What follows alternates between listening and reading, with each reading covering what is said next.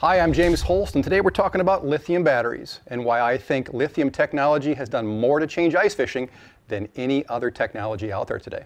And why would I make that bold claim? Well, think about what it's done to ice augers. That whole industry is completely moving away from gas or propane. And what we're seeing now is a proliferation of augers powered by nothing but batteries. Before lithium battery technology, there were a few battery-powered augers, but what they lacked was any kind of stamina, the ability to punch a large number of holes. Those augers relied on your standard gel cell 12-volt battery. Now that we've moved towards higher voltage lithium battery packs, augers are now able to punch 50, 60, 70, 80 holes through over a foot of ice. They're lighter, there's absolutely no maintenance to them, they're proving to be incredibly reliable. And another advantage to lithium battery technology where I think it's really opened doors for the ice fishermen is with electronics. For decades, we were limited to fishing mechanical flashers, largely due to the fact that it was impossible to power higher amp draw graphs like the Helix Ice Series. And what we've seen now is with the advance of lithium battery technology, we're able to bring out larger graphs with customizable displays, and we're even moving now into live imaging where instead of just looking down, you're looking out. And those systems require a lot of power to the point where if it wasn't for lithium battery technology, there's nobody out there that's going to be willing to carry around the car battery that it would take to power those systems. So let's do some comparisons here. On the postal scale I have right here, this is your standard 9 amp hour gel cell battery. Weighs in at 5 pounds 9 ounces. The chargers that come with this system typically put out 1/2 of an amp to 1 amp. So if you've got a 9 amp hour battery and a charger that puts out 1 amp, it takes about 9 hours to fully charge it up. As we move down the line here, we've got a Dakota Lithium 10 amp hour battery. For comparison's sake, it weighs 2 pounds 13 ounces. This giant 23 amp hour battery from Dakota Lithium weighs in at 6 pounds 11 ounces. Essentially comparable to the gel cell in weight, but over 2 times the power. Here we have the Norsk battery, 2 pounds 5 ounces. That's a 15 amp hour battery. On the end, we've got the MarCum Lithium Brute. That's a 10 amp hour battery, weighs in at 2 pounds 12 ounces. So one of the first things that should jump out at you is you get a lot of power in a very compact form factor, and you save a ton of weight. Now, when lithium batteries first came out, they were using a different chemistry than they use today. What they're using today is LiFePO4, LiFePO4. And that's a different chemistry that's very compatible with cold temperatures. You can use a lot of these batteries down to 20 below zero and see no reduction in performance. That was not the case with the original lithium battery packs that were out there on the market. If you think to yourself, you ever had your cell phone out there on the ice when it got really cold and shut off on you? That's what happened 5, 6, 7 years ago when lithium batteries first started to come onto the market. I can assure you that is not the case. That is not a concern anymore with this new technology.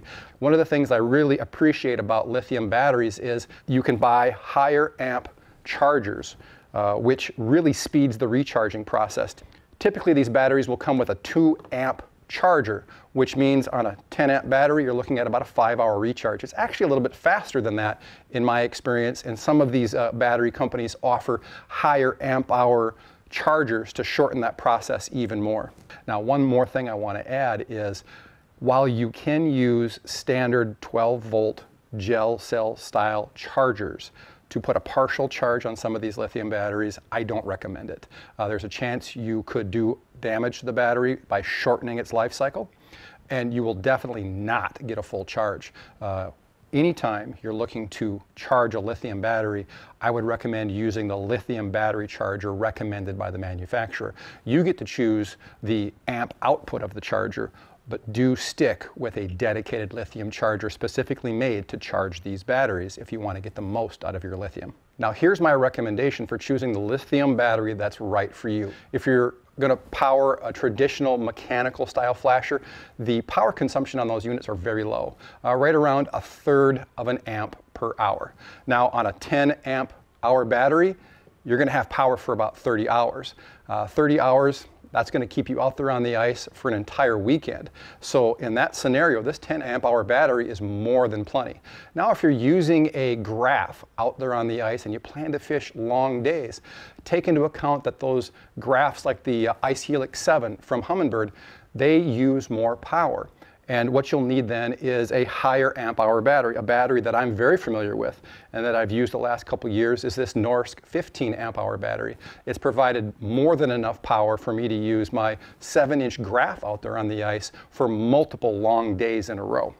Now, you'll notice that there is this giant battery here. And at the beginning of the video, we talked about active imaging systems, systems that look not just down for fish, but out to the sides. Humminbird 360 is an example of this. Those systems require a lot of power, and you'd see very short run times if you used a 9 amp hour gel cell battery. So in that scenario, what's come out is these large batteries with very high amp hour capacities. This one actually provides 23 amp hours, which with those active imaging systems, this is really what's been needed to take those systems and make them common out there on the ice. Prior to the advent of higher amp hour lithium batteries, guys just weren't going to be willing to haul around the motorcycle batteries or even the small car battery that it would have taken to run that system all day long. Now you're looking at a battery that essentially weighs as much as the original gel cell with 2.5 times the capacity. As we move over here, one of the things that I love about the Norsk battery is it has built-in USB ports right into the top, along with a battery charge indicator. Now, one of the things we do when we're filming our TV shows for In-Depth Outdoors is we're running GoPros on the top of our flashers, and typically we're charging our cell phones. So in the past, what we've done is wired in a waterproof USB port, 2 ports on that. Don't have to do that anymore. This Norsk comes with 2 built-in USB ports, one for charging your phone if it's needed, the other for running that GoPro camera. If nothing else, it's just an incredibly versatile battery in my opinion.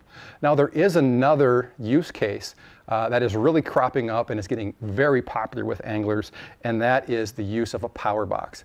Inside of this Dakota Lithium power box, there's a 10 amp hour battery, but you have a variety of connections. This box basically makes that battery far more versatile out there on the ice. You've got a cigarette lighter port, you've got a hub for 2 USB connections, it's got a light. It's one of those very versatile systems that a lot of anglers choose to carry with them just so they're covered no matter what type of device they want to power out there on the ice. And to take it even further, so many anglers are out there these days using cordless drills to drill holes in the ice using lithium batteries, of course.